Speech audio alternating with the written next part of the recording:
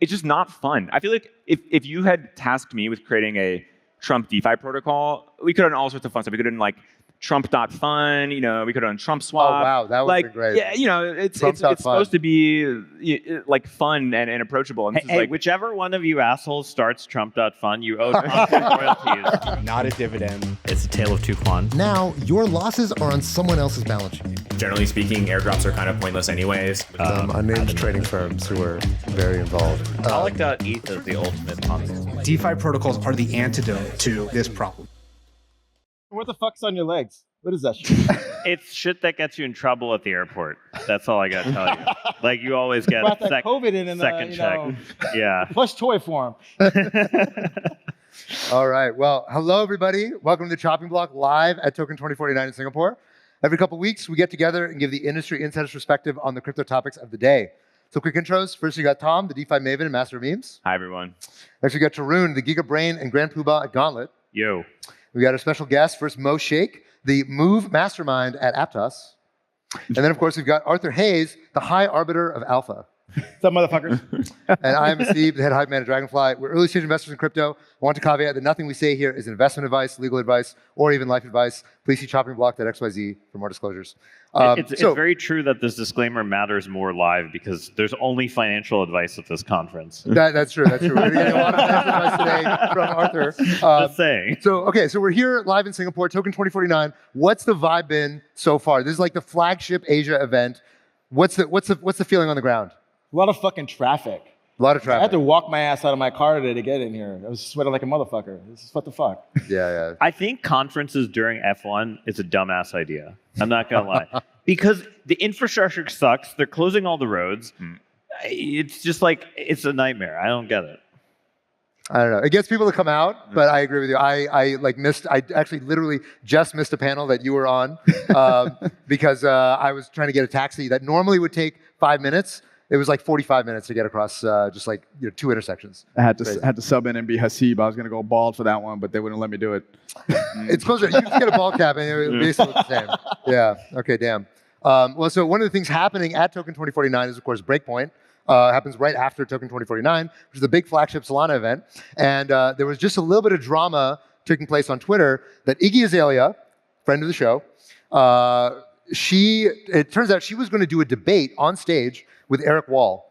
And they were going to debate whether or not Celebcoins are good for crypto. Now, everyone was very excited. I was very excited about this debate. Unfortunately, this debate has been canceled. And it was canceled because Iggy Azalea was planning to plant strippers in the audience wearing business suits. And they were going to jump out in the middle of the debate and start twerking on stage. And apparently, this was not allowed by Singaporean regulators. And so she was like, look, I can't actually do a debate. Wait. The whole plan was for it to be a joke. You put regulators in quotes. If you read the tweet, just saying. I don't know. Thoughts? This sounds like something I would do if I were going to lose a debate and find some bullshit excuse to get out of it. So I'd be scared too if I were going to be Eric. Eric's pretty fierce. Maybe we should just pump our tokens some more and people wouldn't need the strippers. I don't know. I mean, if that's what it takes to get people to Breakpoint, but now apparently not happening, so who's going to sub in now? Is that going to be totally on stage twerking? I mean, now Tom Schmidt is the enemy of the mother community based on that comment he just made. Is there a mother community still? I feel like when your token goes down 95%. You're even more of an enemy for saying that one. All right. I will say, since we criticized Mother has actually been kind of down only. Well, it rebounded a little bit, but I think it's like, at the time that we were talking about it on the show, it was worth like 250 million. Now it's like 40 million, something like that. It's still above zero, though. It's still above zero. It's still above zero. And to Iggy's credit, she has been grinding. Clearly, she was planning to grind on stage. So it's like, she was really going at it. You were just telling us a story about another celeb here in Singapore. Do you want to recount that story? Yeah, so I get this message from my chief of staff. He's like, this motherfucker Jason Derulo wants to have a meeting. I'm like, I don't know who the fuck this guy is. I'm an EDM house guy. So I look this motherfucker up and I was like, oh, okay, I guess he's kind of famous. And so my chief of staff has a meeting with this guy and he's like, yo, I'm coming to Singapore and I want to come to your party and why don't you pay me $100,000 to get on stage and sing a song? And I was like, how about no? And then I get a message from his man. He's like, yo, Jason had some deal with some DEX and it fell through and he was supposed to make 80 grand to come to Singapore. Like, why don't you do him a solid and pay him to come to your event? Like, we'd owe you one. Nah. Is this how business gets done in Singapore? Is this the... I don't know, I guess. All right, Yeah. all right, damn. Everyone in the audience wants to know which exchange. I'm not going to play one like that. No, we're not going to sell them out. We're not going to sell them out. Sorry. We want them to book subsequent celebrities. Okay, too, you know? okay. Yeah. I think the lesson here is you can't be dependent on somebody else's decks. You got to do your own decks. You got to do your own token. Iggy, I give her credit for that. No decks partnership is going to fall through for her. So. Yeah, I mean the celebs at crypto events meta does feel like it's evolved over the years. We went from, what would you say was like the high points and the low points of celebs in crypto meta? Was there ever a high point? I mean, we're about to hit a new high point with Donald Trump. That is kind of true. Someone was joking that when you see Diplo performing at the conference, that's the top. But Diplo's coming back in, so maybe he's like evergreen. There's always going to be Diplo no matter what you do. Yeah, Diplo's solid. I don't know. Diplo's not like a down bad kind of. Yeah. Yeah, I don't know. But bear market, there must have been like some really bad celeb bookings, no? It's always like do we like to lose money on this stage? I don't think so. Yeah, I don't think any of us do that. Yeah. All right. I'm the wrong person to ask. I don't go to any of these things, so I'm pretty boring. Okay, so speaking of celeb coins, let's talk about the elephant in the room, World Liberty Financial. So World Liberty Financial, for those of you who have been under a rock, that is the Trump family DeFi product. Okay, so they very recently, I think it just as of yesterday, they did a Twitter Spaces. So they've been teasing a lot of stuff. They've been kind of, hinting that this thing is going to happen, but there wasn't a lot of detail. And so everyone was very excited about this Twitter Space that was going to go live by the guys at Rug Radio. And this happened the day after the Trump assassination attempt. They were supposed to go to Mar-a-Lago to do this Twitter Space, but it was delayed by a day because someone tried to kill him. And so they were like, no, just come back tomorrow. It's cool. So they went to Mar-a-Lago the next day, and they did this Twitter Space. And so, Tom, you listened to the Twitter Space. Talk us through what you learned about World Liberty Financial. It was pretty crazy. I wanted to withhold judgment because I want wait till see what they launch, wait till see white paper.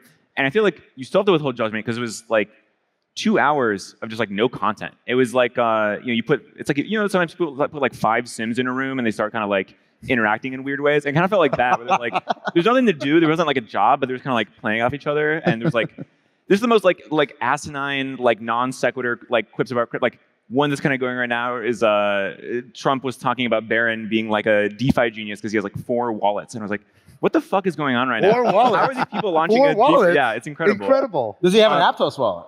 What'd you say? Does he have an Aptos wallet? Could be one I of the don't 4. know. We don't comment on that. We don't comment on that, but maybe. So I think everyone is waiting to get more details. And the only good news is, there was this article that went out maybe about a week ago talking about how 70% of the token was going to be pre-allocated for insiders. It sounds like that's now flipping. But this is the other weird part. They're doing a Reg D sale. Like they're registering with the SEC for the sale of this token, which I don't even know why or how they're doing that. The whole thing is just like it's from Mars. I don't be really like get a coinless sale? I have no idea. Okay, wow.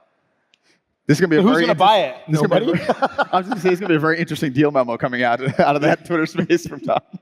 I just I'm hoping for the best. So what does the protocol do? Do they explain what the protocol does? No, they've not. That was not part of the discussion. Okay, but the They've idea got that that part of crypto right. You don't tell them what it is, what it does. Just launch it. I'm looking. Well, did they at least say before the election or after the election? When's the launch? I think it's coming up because no. So there's a polymarket market on whether or not Trump will launch a token before the election. And before the Twitter Space, it was trading at 80%, and after the Twitter Space, it plummeted to 25. Maybe people are skeptical of the overall sort of shape of it. I mean, we know it's going to be a lending protocol. Initially, there was some teasing that it's going to be somehow RWA, real estate related. Seems like that's not likely to be the case. Seems like it is going to be this kind of like Doe Finance, Aave kind of fork, but. Like why now? Why this is kind of unclear. Yeah. I do kind of like they have this kind of like populist message though to World Liberty Financial of like the big banks they're ripping you off and we're gonna give finance back to the people. So they're leaning with that, which I guess is better than nothing. That resonates. Yeah, I can feel that. So okay, what do we think? Let's say World Liberty Financial were to drop tomorrow. and let's say fully diluted valuation. There's 10% floating. You know, standard crypto launch. What do you think the fully diluted valuation would be, Arthur? For you, 10 billion. 10 billion. 10 billion. So a billion floating. A billion floating. Billion floating. Okay, Mo, what do you think? Oh man, that's. I mean, 10 is really 10. People are Muppets. But it's a meme coin. Like what meme coin hit 10 billion? That's This wouldn't be the first one. on launch. Wow, that's crazy. I don't know. I'm dumbfounded. I guess based on Tom's DD, I think I'll go with 7. 7 billion. Yeah, I'll go a little under that. Yeah. Well, I have to play Prices Right rules. 6.9 billion. All right, what do you say? It's just tanking by the minute. 9 billion. Come on. 6.9. Well done. Well done. We call that MEV. Well done. Like, there's some jokes in that one. I'm going to be a little bit more bearish. I'm going to go 2.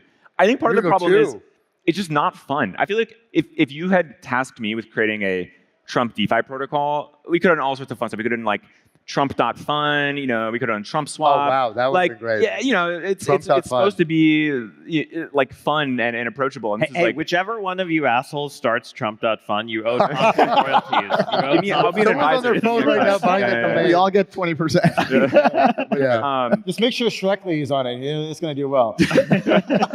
Yeah, be a little whimsical with it. It's just a little boring, you know. Okay. Yeah, I guess I'll go in the middle. I'll go at like 400, 4.5. It feels to me like, Trump, to be clear, is the most famous man in the world. So maybe Elon Musk, but Trump is more famous than Elon. That being said, it doesn't feel like he's trying that hard. And that's the thing that feels like the most disappointing about this, is how lazy it feels. You know, he's doing like one Twitter space every like month and then one tweet a month. And that's about it. And besides that, it's just like, oh, Compared Barron, to and most like, other meme coin creators, he has a lot more going on, though. To be honest, right? Like Jason Derulo doesn't have shit to do other than message Arthur. That's fair. Okay. Interesting. Famous people don't have to work as hard, man. Just be lazy. Yeah, all right. So the interesting thing also is that we've seen this parade of advisors for World Liberty Financial. So a few of the advisors who have been announced so far, one of them is Sandy from Scroll, co-founder of Scroll. Another one is Cryptogle, who's a crypto security person who's been on the show before. Third person is Luke Pearson from Polychain? I think it's a different Luke, but different Luke. Yeah. Some Luke from Polychain? Yeah. Any other advisors have been announced? I think it's Luke Pearson. I think. Yeah. Oh, it is Luke I Pearson. think it's Okay, Luke, yeah. So it's like kind of a random hodgepodge of people. And I remember I was chatting with somebody who was one of the advisors to World Liberty Financial, and what they told me was that the advisors to World Liberty Financial, the way they're thinking about it is that they know the project is kind of shady, but they're joining because they see the other advisors all kind of feel the same way. So it's a Keynesian beauty contest for advising? Well, it's no. The way they described it is like, we're sort of the adults in the room, and as long as we have like these people around the table, we can nudge the project in the right direction, and if it's not nudging, then we can all walk out and make that like a signal to everybody else of like, okay, get away from this thing. I too have seen an episode of Rugrats where all the kids convince themselves they're the parents. Like, what? This is a ridiculous kind of like fallacy. Look, I'm not defending it. I'm just saying that's what my Okay, would understanding you is. have been an advisor if someone, like, suppose in a world where you could say yes, what would push you over the edge? I mean, so we have a kind of blanket thing at Dragonfly that we don't advise anything. Yeah, sure. But let's say that wasn't true. Let's say that wasn't true. I don't know, man. I just feel like it would just shave years off my life to be advising World Liberty Financial. I just feel like it just does not invite good juju in your life to be associated with something Now like that. let's go to the other side. Arthur, what would it take for you to advise World Liberty Financial? Billion. Yeah? Billion? I want 10%. You want 10% of the token supply? He's already done this math. 10 billion FDV. I want 10%. Yeah, I feel like Jason Derulo might be a value play there. You know, bring on. You didn't ask the right question. How much? What's my cut? yeah. All right. You need 100 Derulos and then you're in. Yeah, exactly. All right, Okay. Donald Trump Jr., if you're listening, Arthur's line's It's for open. sale. Yeah. For sale. On Well, stage. what about you? What about Tarun? Huh? What about you? Would never do it. Really? I'm too afraid. What are you afraid of? What are you afraid of? Imagine there's a rug pull on that shit. You will get chased down by the people who threw shit at Citadel's headquarters on fire after GameStop. You're going to get like the craziest people following you. I don't want to be anywhere near that. For $1 billion, so. I'll live there. So. You can buy a lot of lawyers with $1 billion, man. I don't know. Yeah. Well, you were mentioning, so on a previous show, you were talking a lot of shit about the Trump family coin, the Trump family meme coin, as you put it, or a meme coin with a lot more steps, I think is the way that you described it. Talk a little bit for the audience about what that experience was like afterwards. My DMs were just filled with a lot of anons telling me how much they think my opinions suck. So I was just like, all right, you know what? I gotta like stay the fuck away from this asset class. It deserves its own category. The DMs, they hurt you so bad. Yes. I don't know if they're worth 10% of the supply. Maybe. Yeah. I got to get to your level. All right. So the asset class being celeb coins? The asset class being presidential celebrity coins. Presidential celeb. That's a pretty narrow, pretty narrow asset class. Yeah. Okay. Arthur, what's your take on celebrity coins as a category? They're great, but I guess most of them aren't doing so well price performance wise. I mean, yeah. So why are they great? Attention to the space, activity on chain, new people using stuff. It's great. You don't think that attention is like, okay, short term it's good, long term it ends up reflecting badly? I mean, if we convert 10% of people who, logged on to one of these chains, then we've done something valuable. Or whatever it is. All onboarding is good onboarding. Exactly. Okay. All right. Okay, so what's your celebrity coin plan now that for Aptos? Well, yeah. Are you talking to me? Yeah. I thought Arthur had a celebrity coin for Aptos coming up. I mean, I agree. I think they are good at capturing attention, but they all have. I mean, we just talked about the price appreciation for Iggy, and like that sours a lot of people too. And so I think like, what is there a net benefit? Because if the people lose money, like yes, you captured a couple, but the rest of the mob crowd that's sliding into your DMs, like that to me is just so net negative. And we haven't pursued any celebrity coins, but no plans in the short run. But we can't stop anybody, right? Well, So I'm waiting for $Arthur, because like clearly you could get one right now. 1 billion going to this guy. I'll take the other 9. He's a very cheap asking price. If you launch any coin, as they say, don't get high on your own supply. That's right. All right. What does that breakup look like on the pie chart? Greater than 100%, because I'm good at math. It's a square. Yeah. So I remember. So a while back, we talked about this on the show. There was all this drama about Ansem being this kind of gateway for a lot of celebrities coming into crypto. And I remember, I think it was Kobe who was criticizing Ansem and saying, look, if a celebrity wants to get into crypto, is the right way to get a celebrity into crypto to get them to launch a token with their name on it, or is it just do what everyone else does and just like buy Bitcoin and Ether and like do the normal thing that everybody else does, is like invest in the space. Mo, I want to get your take on this as somebody who runs an ecosystem. What do you think about the healthiness for an ecosystem of getting people from outside who are like, oh, I can make a quick buck, I can monetize my fame, coming into an ecosystem saying, great, the sort of Jason Derulos of the world, pop in and say, yo, will you do me a solid and like, I mean, what do you think about that? Yeah. Ansom's backstage, right? I think he's coming up next. He's listening. He's listening. I'm not, Don't worry, he can't box, so it's okay. I did Muay Thai, so I don't know. I'd be down to spar with him, but I guess what's the question? The question is how do we get those people on board and then convert them? The question is like, with respect to meme coins, there's a lot of criticism now of meme coins as well. Yeah. It's got the same category in that when you get into the late cycle of meme coins, in the beginning it's like, oh, it's fun, it's getting people in the space. Sure. Late cycle meme coins, people are like, oh, pumped.fun, it's kind of extractive, it's pulling money out of the ecosystem. How do you think about that as somebody who's trying to cultivate an ecosystem? I think what's fun about it, what's fun about meme coins is like you see price going up and people piling in and people talking about things. And sure, you get some fun components on Twitter, but that's really, the fun is making money, right? Like, let's be honest. And so how can you actually achieve that beyond just doing, meme coin activity, celeb coin activity, NFTs, ICO, go back to every cycle.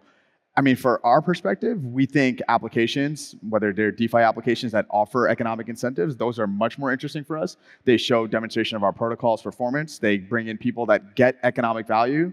They're having fun trading, right? Like making money. And that's awesome. From there, like, how do you cast a much wider net from a distribution perspective?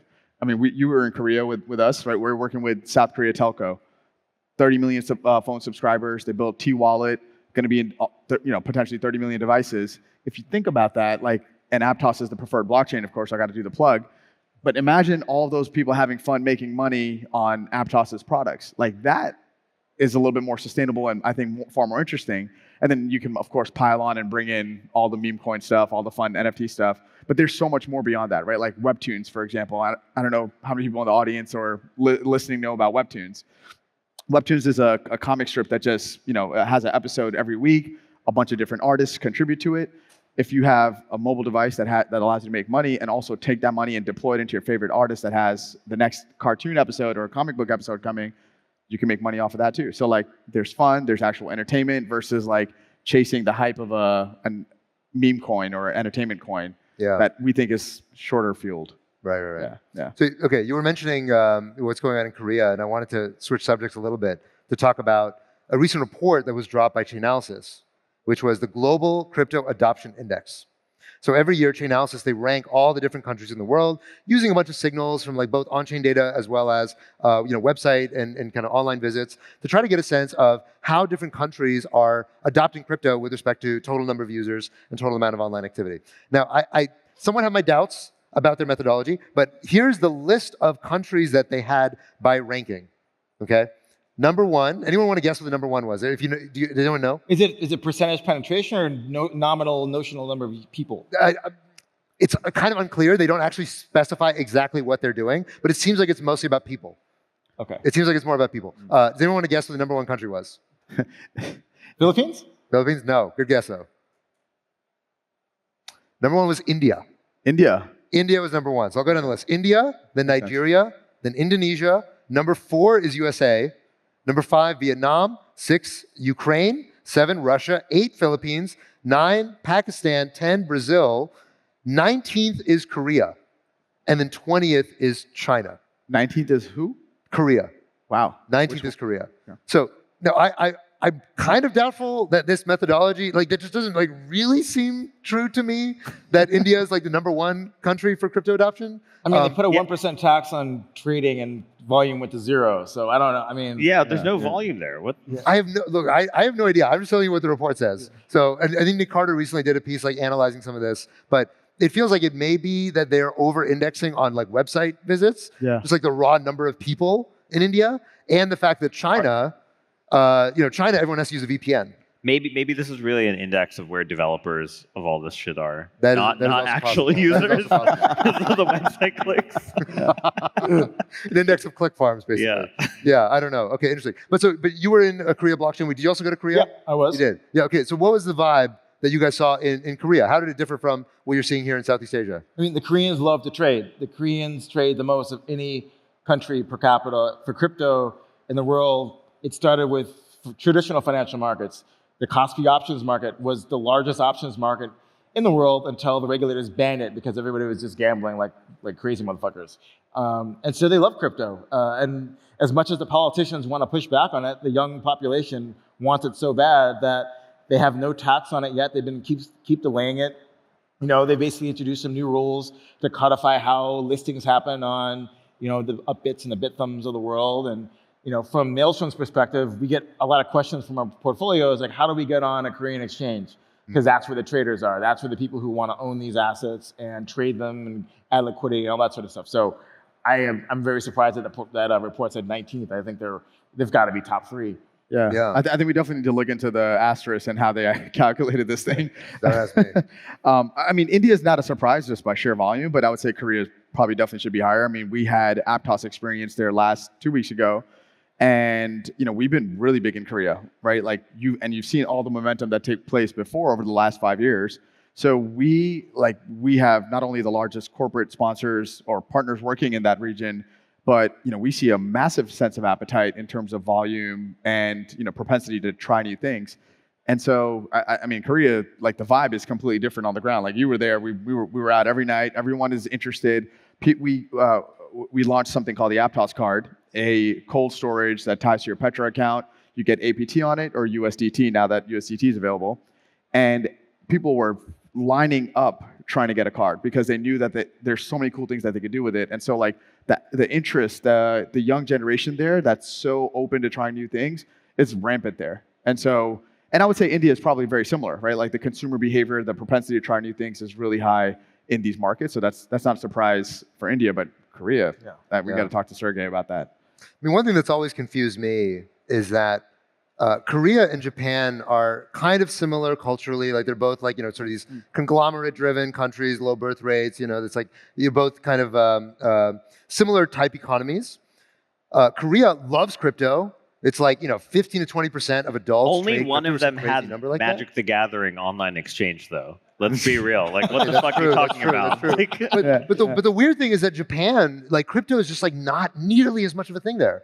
It's Taxes. like 3%. Japan used to be a massive crypto trading market, and the regulators there put a tax on trading and destroyed the market. And so that's why you don't see the. Is that what it is? I see. Interesting. So why does Korea have no taxes on crypto? Because the population is so agitated for crypto that a politician proposing that is not going to get reelected. Right. Okay, so it's just like you. I mean, what's the theory of the case there? If you had to make the crypto germ spread more through different countries, like how did Korea end up there and Japan ended up totally in the opposite direction? Like, what's your theory of the case? I don't know. I mean, yeah, let people trade and they're going to love it. It's fun, as Mo was saying. I think pensioners got burned out on all the Cardano and XRP they were buying back in the day. Like, let's be real. Like, that's like the Japanese pensioner meme thing is a real fucking thing. You think it was choice of coins that led them in different routes? I think they were just a little too early. I feel like Korea was all about the IPO boom. Japan was like a little too early, and so then they bottled the dog shit stuff. I see. Okay.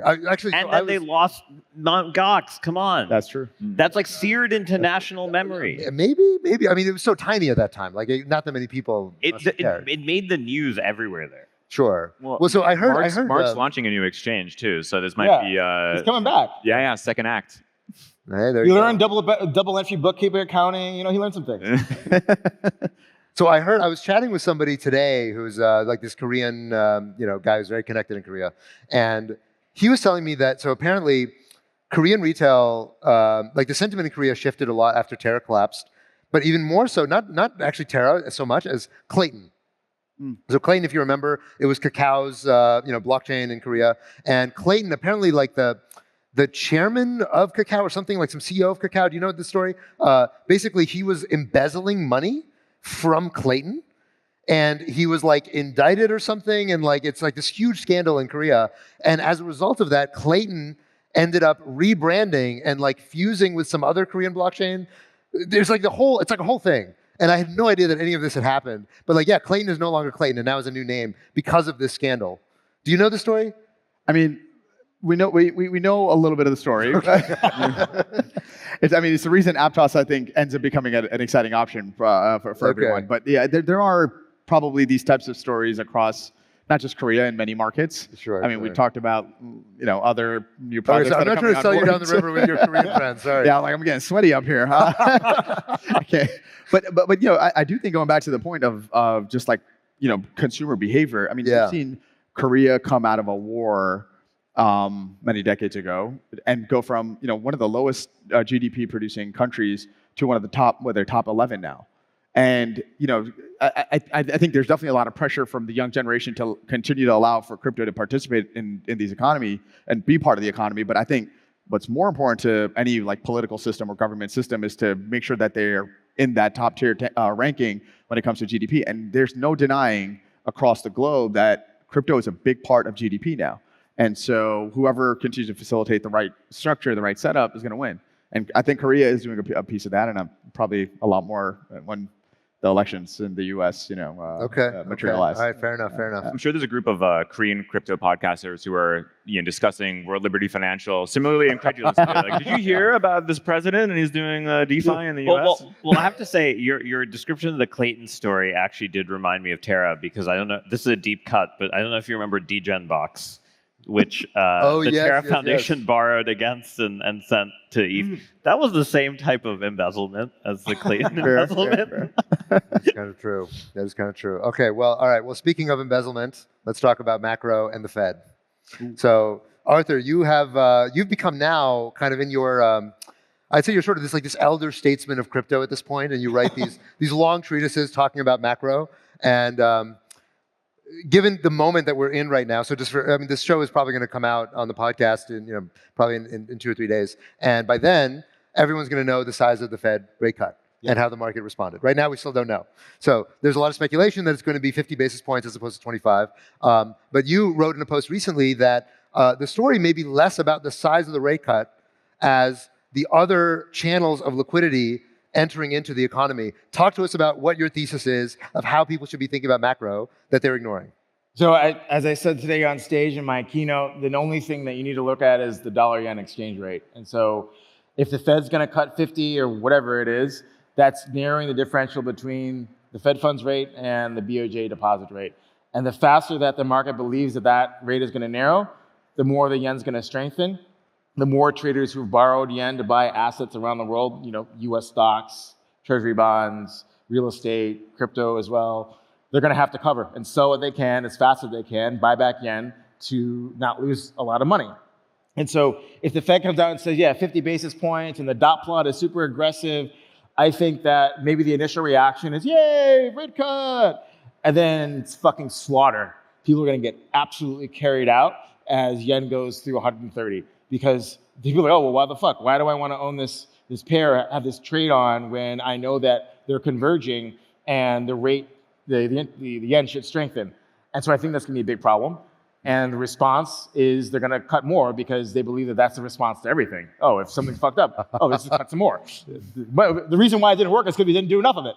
So just do it more, which obviously is good for us, in a medium-term perspective. But I do believe that crypto could be a bit correlated with all the other assets if we do get a generalized sell-off due to everyone now knowing, okay, the Fed is cutting rates. They cut, maybe it's 50, right? That was aggressive. They said the economy's weak or jobs are weak or whatever. They're going to cut more. Dollar yen goes fucking, to 100 at some point, which again causes financial calamity. And then bad girl yelling to the rescue. Let's print some fucking money because Kamala Harris needs to win the election. So how do you position for this? Let's assume that let's assume the audience completely believes you. What's the portfolio positioning they should do? Wait, I thought we were saying no financial advice. We said the four of us are not giving financial advice. You can give whatever financial advice you want. just double checking here. I mean, number one, obviously I'm long as fuck, and it's more like, okay, do I want to take a tactical position while I'm at the bar all fucked up? I'll just go short some Bitcoin into the Fed announcement and wait for a few days.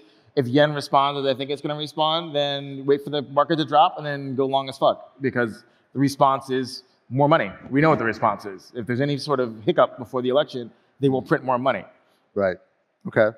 Tarun, what's your take on this story? Do you believe this? All I have to say is that Elizabeth Warren letter that asks for the 75 basis points. Describe this letter.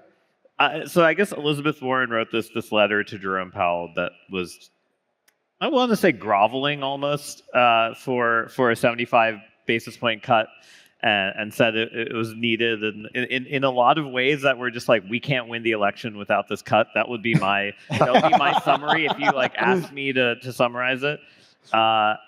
Which is funny because this might actually be the first time there's bipartisan support in this direction for anything like this.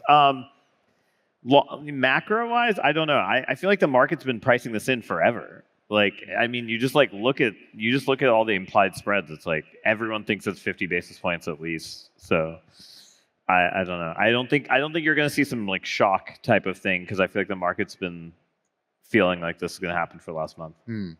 Tom, what's your take? Yeah, the Warren thing was very weird. I think I don't remember a time in my adult life when people have been this focused on the Fed, which is also very kind of unnerving. You have senators, you have random retail people kind of watching FOMC every single month. I'm like, this feels a little weird to me. I don't. But they should be watching it. It's so important. It's maybe that's a fucked up sort of way. Counterpoint. Yeah.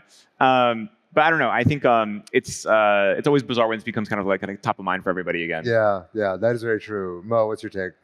I mean, Arthur said it well. I think, and I think I agree with what Tarun is saying too. It's bizarrely a good thing for us. Short term, and then maybe not medium term, but maybe longer term. And so that's kind of my view. Okay. Yeah, I mean, it does feel like this rate cut aside, obviously a lot is going to be dependent on this election, and we're now getting closer and closer to November, and it's a story that everybody around the world is now talking about at this point. It's just dominating headlines. We just saw Trump have a second assassination attempt against him.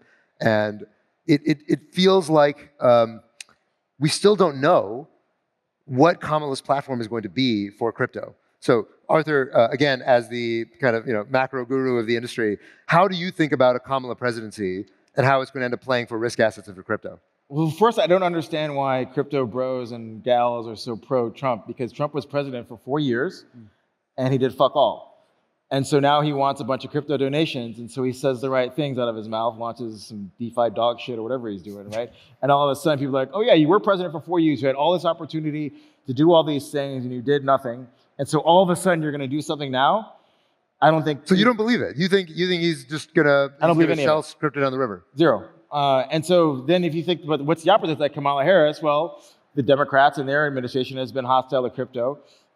And my point is, who cares? It doesn't matter, right? Bitcoin went from 0 to whatever, 1.5 or 2 trillion, whatever the market cap is, with no regulatory clarity, with no support from any government regulators. We don't need them. Why grovel to these people to like beg for scraps off of the table? Like continue building the stuff that you should be building. Fuck them. Okay, all right. We got it. So it doesn't matter at the end of the day, because the Republicans in the US are going to cut taxes without cutting spending, so the government deficit widens, and then the Democrats are going to have more welfare payments, and the government deficit widens. So at the end of the day, the US government will borrow more bonds, and will have to print more money to finance that debt. And so crypto will benefit. It doesn't matter who wins. It's just a popularity clown contest on TV. So you think that all the stuff that happened in 22, right, of Operation Choke Point and the SEC going after all these companies, you think it didn't matter and it didn't slow down the propagation of crypto? No. Absolutely not. Maybe, yeah, of course it impacted some individual people and their individual projects, but we still have more wallets today than there were in the past. We still have more people building. We have 20,000 tickets sold at this conference. 10,000 were sold last year. So more people are coming into this ecosystem. They don't need Gary Gensler or someone to give them a stamp of approval, like, yes, you can invest in crypto. Fuck you. All right, let's get a pause that. Nice. The only thing I'm disappointed about is you didn't use the word Muppet, which you usually I mean, it is an interesting thing. Like, people didn't stop building. People continue to build. We launched, right, in 22. And so despite all the sort of confusion around what is right, what is wrong, and the gray area, like, we continue to build.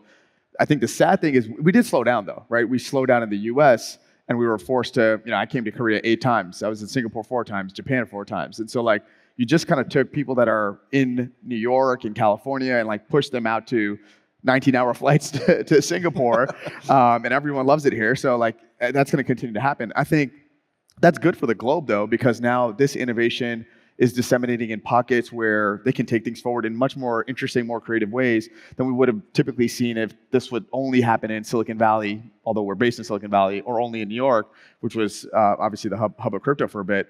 So I think that's kind of good, right? Like, I'm if the basis for your business is that you require, like, to suck on the government teat to survive, then you shouldn't be doing crypto. Go back to TradFi. That's how it works. Yeah. Very profitable. I'm knocking it, right? All right. What's your take on the ETFs in that case? On the what? The ETFs. The good things. Make the price go up. More buying pressure. But I think if we will see how the ownership changes in the next, was it the 13F or whatever? Sure. I think a lot of the buyers of the ETFs for basically is delta neutral basis trades. And so if the Bitcoin basis comes down, they've unwound their positions. And so we'll see the millenniums and the 0.72s. And those sorts of folks have probably reduced their crypto exposure because they never really were in it for the price appreciation of Bitcoin. They were in it for a basis trade. Yeah, but I mean, the reason why I'm asking is that the ETF was a result of, basically sucking on the government teat, as you put it, right? Yeah, and that's Larry Fink's business. Hey, we want to buy Bitcoin, let you use your retirement account, and put your money with us. It's just as if, BlackRock and Vanguard, another arm of the US government, just like any other asset manager regulated by a domestic entity, is an arm of their government. And so if you want money to stay within your system and not be in the hands of the people, then let the same TradFi Muppets come in. There you go, Muppets. Come in and take your money and say, we'll give you this piece of paper. Here's this Bitcoin thing. It goes up in price, goes down in price. You get this thing. But if you actually want to, buy some coffee from a single origin producer in Guatemala who doesn't have a bank account, this is not for you. So again, it's okay. Price number go up, cool, but you're not actually using crypto. Yeah. But it's still good though in a way that it's at broader access and distribution and awareness to people that typically would not be willing to or may not feel comfortable going to an exchange, right?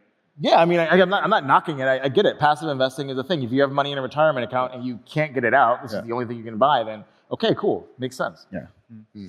Tom, what's your take on this claim that Arthur's making that crypto, it's basically path independent, it's going to get to the same place either way, government's a distraction? I was going to say, it reminds me kind of your blog post, Kaiseki. You know, the destination is known, but the journey is not. And I kind of agree with that to a certain extent. I think you can't really kill crypto at this point. But I do think GDP creation, value creation is a fragile thing. I don't know if you saw this report from former Italian Prime Minister, basically talking about all the different ways the EU has kind of destroyed value and killed innovation and what they can do to sort of change it. And people can say, oh, regulation in the grand scheme of things doesn't really matter. That is kind of true, but there is a very sort of practical, potentially negative downside to having a bad regulatory environment. You can basically destroy value or stop value from being created. And so, I agree with him in the sense that, this whole thing is designed as to be, isolated from government. That is sort of the whole thesis. But everything else that sort of accelerates it and makes it maybe that path faster, I think the government can actually meaningfully slow it and sort of destroy value there. Yeah. I think, the point that you just made resonates with me in that, it's definitely true for Bitcoin. That Bitcoin, it's there, we all know what it is, it has its role in the global kind of financial firmament at this point. And it's a little bit like, when China bans Bitcoin mining, and okay, there's no more mining in Sichuan, and it just pops up now in, Kazakhstan or in West Texas or whatever. You can't kill it, right? It's like whack-a-mole, it just pops up somewhere else. But that's not true for companies. It's not true for founders, right? If you basically go through and do a sweep and just say, every single one of you motherfuckers is dead now, and we're fining you for all the money that you're worth, it really does slow things down and make it more difficult, that the marginal entrepreneur is just going to be like, all right, well, I'll just go build a fintech thing, or I'll just go in AI and get some easy money over there. And it does feel like it's not guaranteed that we all get to the same place with respect to the total amount of new things, applications, use cases that people end up building in crypto. Maybe it's true that we get to the same place eventually, but it does feel like it really matters whether it takes 5 or 10 years longer. We don't build stronger applications, right? So if you survived because of a favorable funding environment or whatever, you built a product based on your own personal gravitas or whatnot, and then you get sliced by the regulators for whatever reason, is that really decentralization? And what have we built? We just built another way of building centralized companies, but they've got this funny token thing that rides on chain, right? I don't think that's what we're here for. We value decentralization, and projects that preach that and back it up with real vigor are the ones that are most successful. And I'm sure in your portfolio as well, and same in mine, right? But the guy who's like, yeah, I'm really good at raising money from the traditional Silicon Valley VCs, and as soon as the winds changed and I went to AI, then okay, you got a zero in that, but you probably deserve to get a zero because that wasn't really about what we're trying to do here. Right. The decentralization part is a very important one, and I think that really matters. But looking at the Nakamoto coefficient at the same time, you also have to look at what are the use cases. And I think not only can you not kill crypto, I think all these large companies, not all, but some of the large companies that have put their roots down are really starting to see things come to fruition, right? Take a look at someone like BlackRock, right? They have the Biddle Fund on ETH, and that is a pretty significant stake in the ground for them. And you have Larry Fink going out there talking about what crypto can do. And so not only is there products being built that add value to financial products or underlying infrastructure that reduces costs, and so they have margin improvement, or potentially helps them with distribution of new financial products, helps them grow top line. That's P&L impact. And so I think a lot of these larger companies, whether it's BlackRock, whether it's PayPal, whether it's South Korea Telco, all these folks are going to continue to push crypto forward because there's real business value, and they're going to continue to push their stakeholders and constituents along the way too. So I don't think there's no way you're killing crypto at this point. Fair enough. Yeah. All right. Well, we're running up on time, so we're going to wrap it up. But I just want to ask real quick, anything that you want to plug, Arthur, for folks who are in Singapore or people in your portfolio that you want to shout out? Well, I'm going to plug my party on Thursday. The location's coming out tomorrow. It's going to be fucking lit. No Jason Derulo. No Jason Derulo. Get ready to In case go. you're excited, he's not going to be there, unfortunately. Mo, anything you want to plug? I was going to plug my party, but my party conflicts with Arthur's party, and I'm trying to figure out which party to go to. We have our party at CLV, so go to Arthur's party after my party, because I think theirs is going to go much later, probably. Yeah. But I think the only thing to plug is probably what everyone cheered about, right? Like you got to keep building, and I think that's just like a really good message. And if you want to build on Aptos. Love it. Okay, that's it from us. Thanks, everybody.